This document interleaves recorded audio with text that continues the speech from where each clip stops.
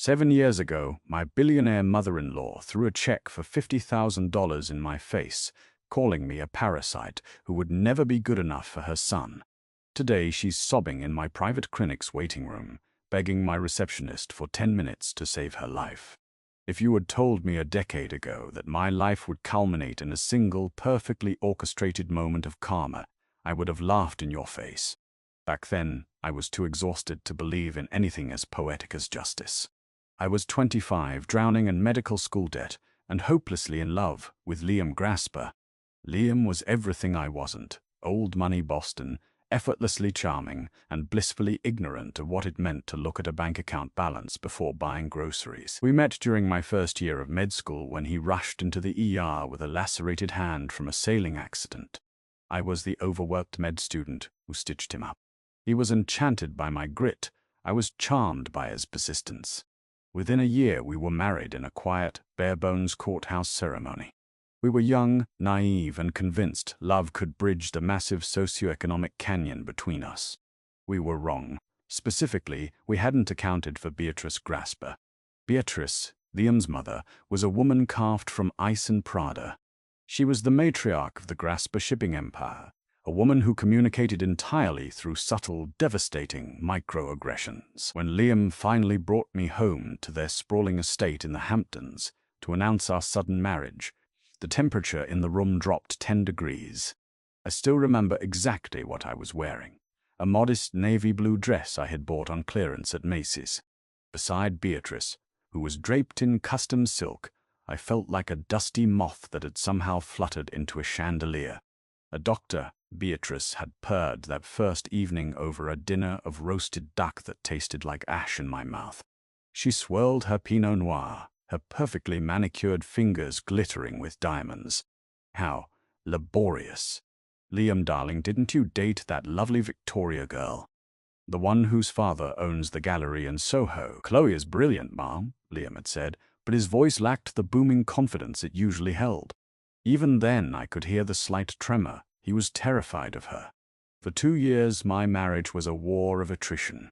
Beatrice made it her personal mission to remind me, at every conceivable opportunity, that I was an interloper. At family gatherings, she would intentionally forget my severe allergy to shellfish, serving lobster bisque and feigning apologies while offering me plain bread. She introduced me to her high society friends not as her daughter-in-law, but as Liam's little project. The psychological toll was immense. I was working 80-hour weeks in my surgical residency, surviving on stale coffee and 3 hours of sleep, only to come home to a husband who was slowly being poisoned by his mother's whispers.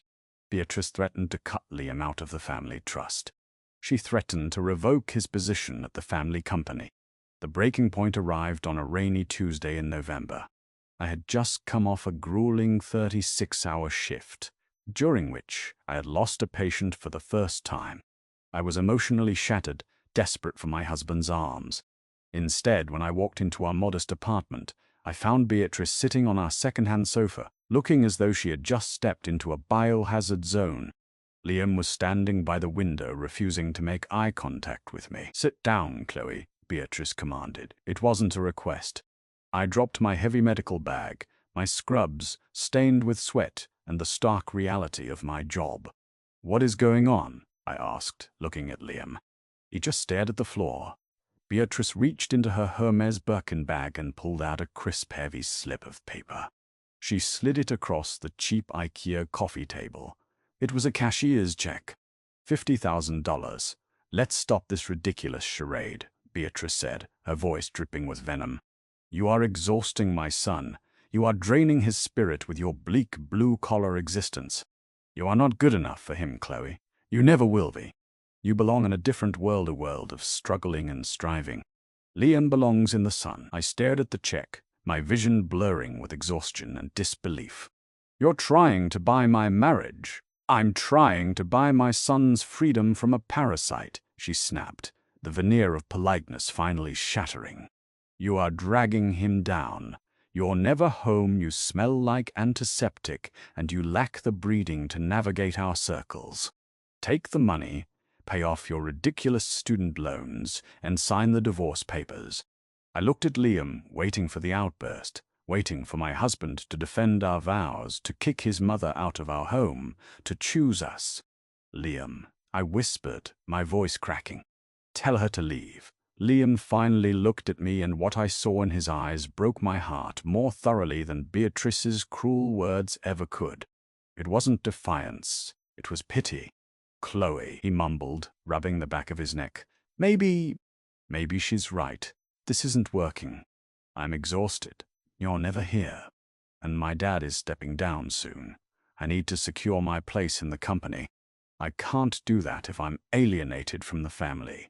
The silence that followed was deafening. He was choosing the trust fund. He was choosing the comfort of the Grasper empire over the woman he had promised to love in sickness and in health. I didn't yell. I didn't cry. The betrayal was so absolute, so chillingly clean, that it cauterized the wound instantly. I picked up the check, looked Beatrice dead in the eye, and tore it neatly down the middle. Then I tore it again. I let the pieces flutter onto her lap. Keep your money, Beatrice, I said, my voice shockingly steady, and keep your spineless son. I packed 2 suitcases, walked out into the freezing rain, and never looked back. Heartbreak is a remarkable catalyst.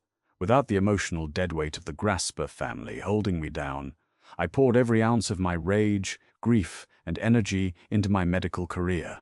I didn't just want to succeed. I wanted to become undeniable. I dropped my married name immediately, reverting to my maiden name, Hale. I took on every brutal rotation, scrubbed in on the most impossible cases, and aligned myself with Dr. Thomas Aris, the nation's leading pioneer in complex neuro-oncology. I practically lived in the hospital. While Liam was presumably attending galas and yacht parties, I was mapping the human brain, learning how to navigate the microscopic minefield of tumors that other surgeons deemed inoperable. 5 years passed, then 7. Through the undeniable power of hospital gossip and social media, I occasionally heard murmurs of Liam's life. Beatrice had quickly married him off to Penelope Croft, a wealthy heiress with a penchant for high-stakes gambling and zero interest in fidelity. Their marriage was a tabloid spectacle of public screaming matches and leaked affairs. The Grasper family stock had plummeted due to bad investments, and Beatrice's iron grip on New York high society was slipping. Meanwhile, Dr. Chloe Hale was ascending. By 32, I was the youngest head of neuro-oncology at a premier, ultra-exclusive private hospital in Manhattan.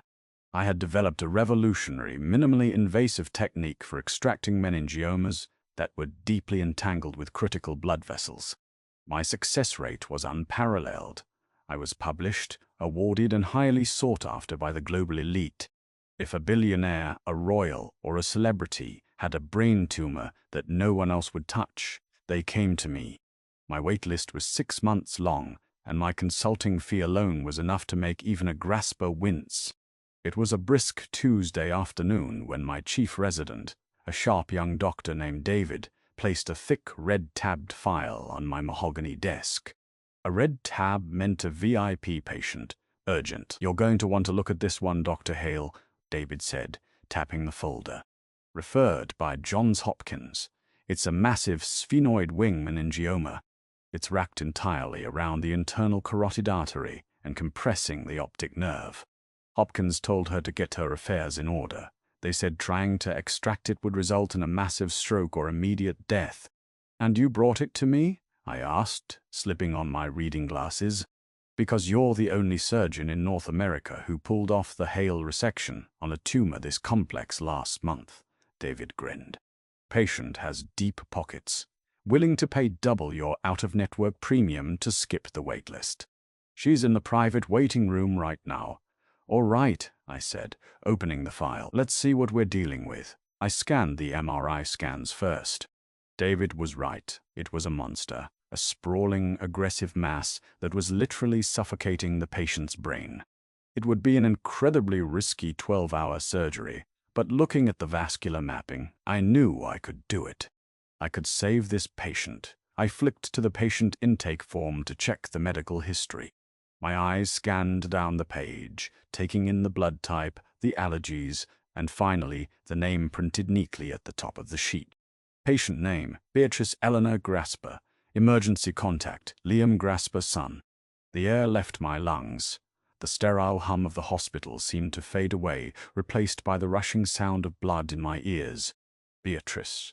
I looked at the MRI scans again. That hideous, suffocating mass was growing inside the head of the woman who had once told me I belonged in the dirt. The woman who had destroyed my marriage to protect her bloodline. Hopkins had told her she was going to die.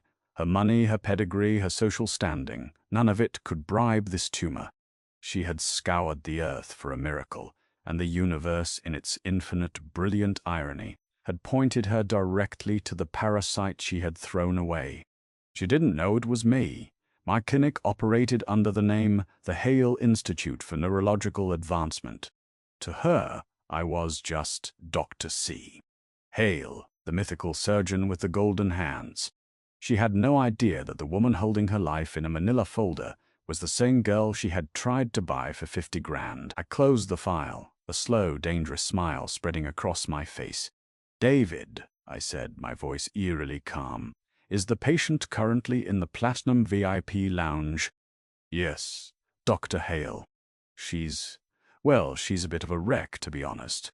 She's been crying non-stop. Her son is with her, but he looks like he hasn't slept in a week." I stood up, smoothing the front of my pristine, custom-tailored white coat. I checked my reflection in the glass cabinet. I didn't look like a struggling med student in a cheap clearance dress anymore. I looked like power. I looked like the only salvation Beatrice Grasper had left. "Let's go say hello to our new patient," I said.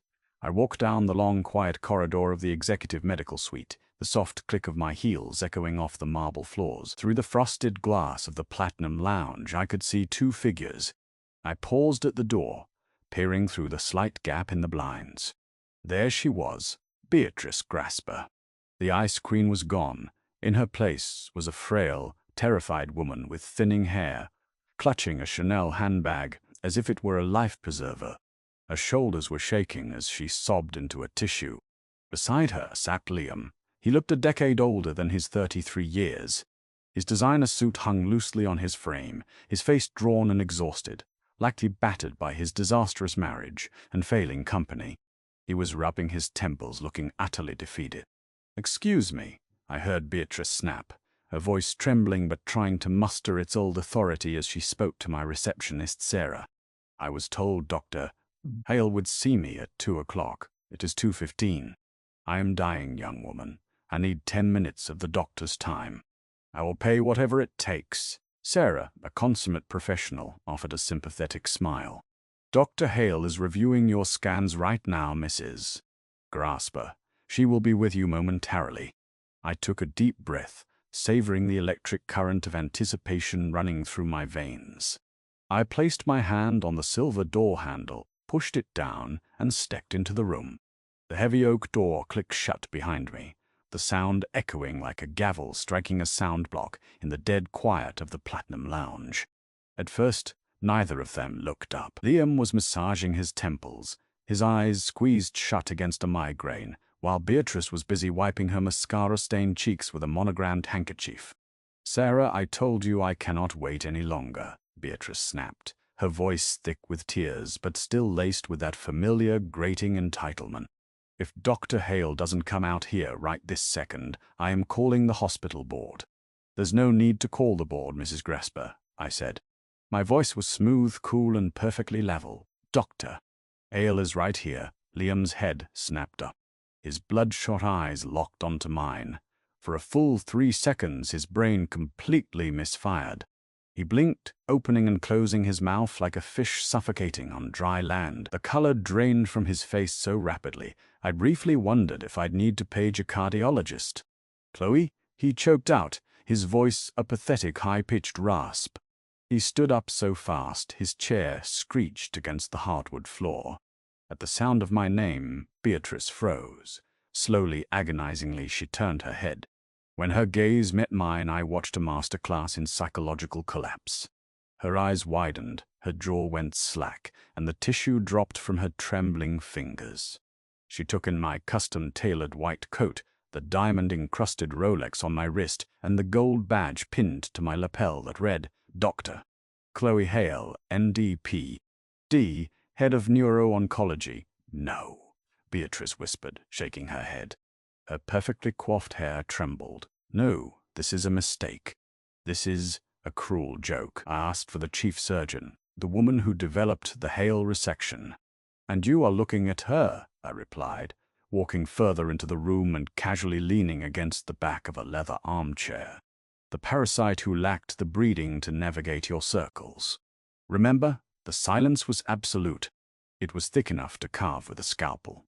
Chloe, my God, Liam breathed, stepping forward, his hands raised in a placating gesture. Your doctor. Hale? We didn't know. The referral from Hopkins just said see Hale. We had absolutely no idea. Chloe, you look incredible. It's Dr.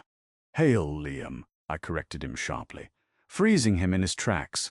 And I would appreciate it if you kept a professional distance. We aren't married anymore. You made sure of that. Beatrice suddenly let out a strangled sob. The reality of her situation was crashing down on her. The world's top specialists had given her a death sentence. Her only remaining hope, her final lifeline, was the very woman she had humiliated, degraded, and paid to disappear. Please, Beatrice gasped, her hands clutching her chest. Chloe, Dr. Hale. The doctors in Baltimore, they said it's wrapped around the artery. They said if they operate, I'll bleed to death on the table. They told me I have 3 months. They were being generous, I said, clinically, opening her file and flipping through the scans right in front of her. Given the aggressive growth rate of this sphenoid wing meningioma and the pressure it's placing on your optic nerve and brainstem, I'd give you 6 weeks before the seizures start, 8 weeks before you fall into a coma, 10 weeks until your organs shut down completely. Liam grabbed the edge of the coffee table, looking physically sick. Can you fix it? Hopkins said you were the only one who could. They said you did one just like it last month. I did, I confirmed, closing the folder with a sharp snap. It requires a highly specialized 12-hour microscopic resection. 1 millimeter slip of my micro scissors, and I slice the internal carotid artery. You die instantly. 2 millimeters the other way, and I sever the optic nerve. You wake up completely blind. Beatrice was hyperventilating now. I'll pay you anything, she wailed, abandoning every shred of her aristocratic dignity. She practically fell to her knees, grasping at the air between us. Double your fee. Triple it. Name your price, Chloe, please. I don't want to die. I looked down at her. 7 years ago, I had stood in my cheap living room, crying, begging her son to choose me, while she sat on my couch like a queen holding court. Now she was sobbing in my waiting room, her life entirely dependent on the steady hands of the girl she threw away. The irony was so potent I could practically taste it. Money? I asked, raising an eyebrow. You want to talk about money, Beatrice? 7 years ago, you threw a cashier's check for $50,000 in my face. You said I belonged in the dirt. You said my existence was a bleak, blue-collar tragedy. I was wrong, she screamed, tears streaming down her face, ruining her expensive makeup. I was a foolish, arrogant, wicked woman. Please, I am begging you. Forgive me. Save me. My rates have gone up, Mrs. Grasper, I said softly. Liam looked at me, tears in his own eyes. Chloe, please. I know what we did to you was unforgivable. I know I was a coward. But she's my mother. You're a doctor. You took an oath. I turned my gaze to Liam. I did take an oath, and that oath is the only reason you two aren't being escorted out by security right now. I don't turn away patients I can save, regardless of how thoroughly they disgust me. Oh. I walked over to the desk and pulled out a stack of consent forms, slapping them down on the glass table. I will do the surgery, I stated, my voice echoing with finality. But we are going to get a few things straight. You are not a VIP in my hospital, Beatrice.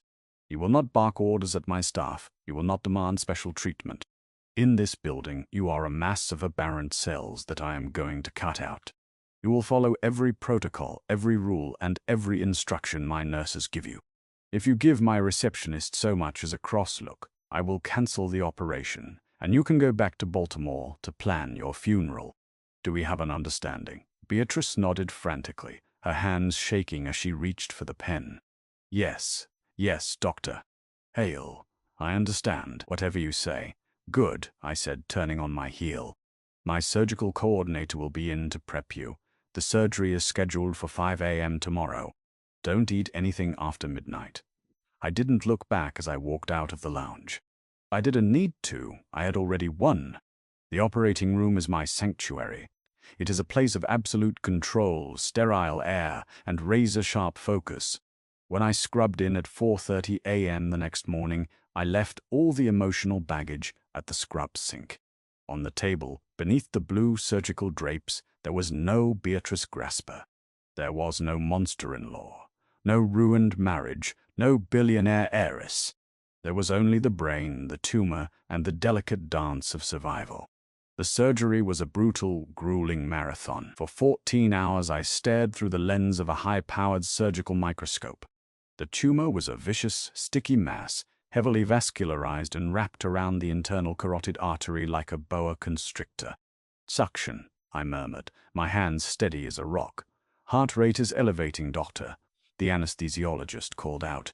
She's fine, keep her deep, I responded, my micro-scissors meticulously teasing the tumor away from the fragile artery wall. Every millimeter was a victory. The tension in the room was palpable. My surgical team held their collective breath as I navigated the treacherous microscopic landscape. By hour 12, my shoulders were screaming, my eyes burned, and my fingers were cramped, but I didn't stop. I peeled the final, stubborn fragment of the meningioma away from the optic nerve. Specimen out, I announced, dropping the ugly gray mass into the metal basin held by the scrub nurse. Vessels are intact. Nerve is clear. Close the dura, David. I'm scrubbing out. A collective sigh of relief washed over the OR. I stripped off my bloody gloves, pushed back my surgical cap, and walked out of the room. I had done it. I had pulled off the impossible again. 3 days later, Beatrice was moved out of the neuro-ICU and into a private recovery suite. Her head was shaved, a thick white bandage wrapping her skull. The heavy steroids made her face puffy, and the lingering anesthesia made her weak. All the Prada, the diamonds, and the high society armor were stripped away, leaving behind a frail, mortal woman. I entered her room from my morning rounds. Liam was sitting in a chair by the window, scrolling aimlessly on his phone. He jumped to his feet the moment I walked in. "Doctor." "Hale," he said, eager as a puppy. I ignored him and approached the bed. Beatrice's eyes fluttered open. When she saw me, she didn't glare. She didn't sneer. She looked at me with a profound, terrifying vulnerability. Pupils are equal and reactive, I noted, shining my penlight into her eyes. Motor function is perfectly intact. The MRI shows clean margins. The tumor is completely gone, Beatrice. You're going to live. Beatrice let out a breath that sounded like a sob. She reached out, her trembling, ivy-bruised hand grasping my wrist. "Thank you," she whispered, her voice gravelly from the breathing tube. "Chloe, Doctor Hale, you saved my life. After everything I did to you, you gave me my life back." I gently but firmly detached her hand from my wrist. "Don't misunderstand my professionalism for forgiveness, Mrs. Grasper," I said evenly. "I didn't save you because you deserve it. I saved you because I am the best neurosurgeon in the world, and this is what I do. Consider your debt paid, but I suggest you spend whatever years you have left trying to be a better person." I turned to leave, but Liam intercepted me in the hallway just outside her room. He looked frantic, shifting his weight from foot to foot.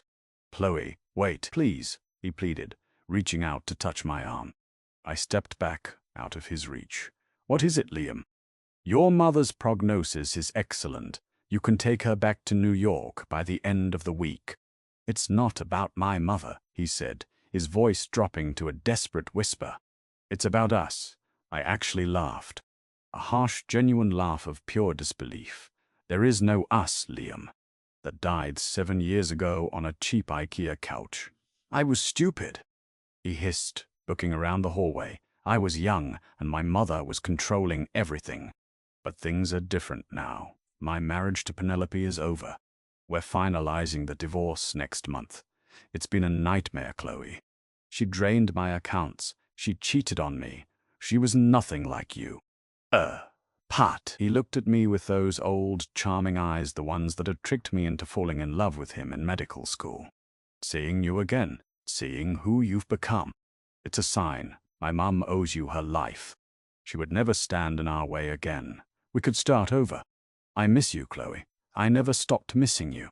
I looked at him, truly looking at him. I saw the stress lines around his eyes, the subtle desperation of a man whose empire was crumbling, a man looking for a savior to pull him out of the wreckage of his own terrible choices. Liam, I said, my voice dripping with pity, you haven't changed at all. You're still the exact same coward. He recoiled as if I had slapped him. What? No. I'm telling you, I'm leaving her. You're only leaving her because she spent your money and embarrassed you, I interrupted, my tone turning to ice. And you only want me back because I'm no longer the struggling med student who had to hide from your snobby friends. You see the Rolex. You see the title.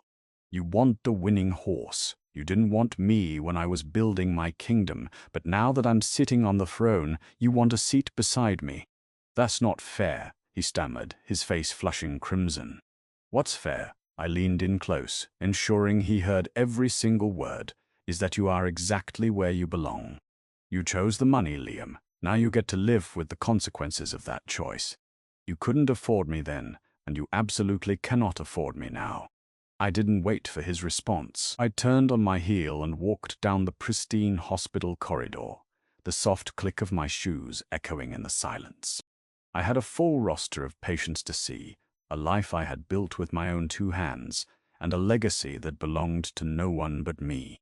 As I pushed through the double doors of the surgical ward, I didn't look back.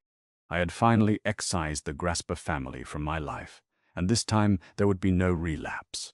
If you love this story of ultimate karma and revenge, don't forget to hit that like button and share this video with someone who needs to hear it. Have you ever had a toxic mother-in-law? Tell me your story in the comments below. Subscribe for more crazy real-life drama stories and hit the bell so you never miss an update.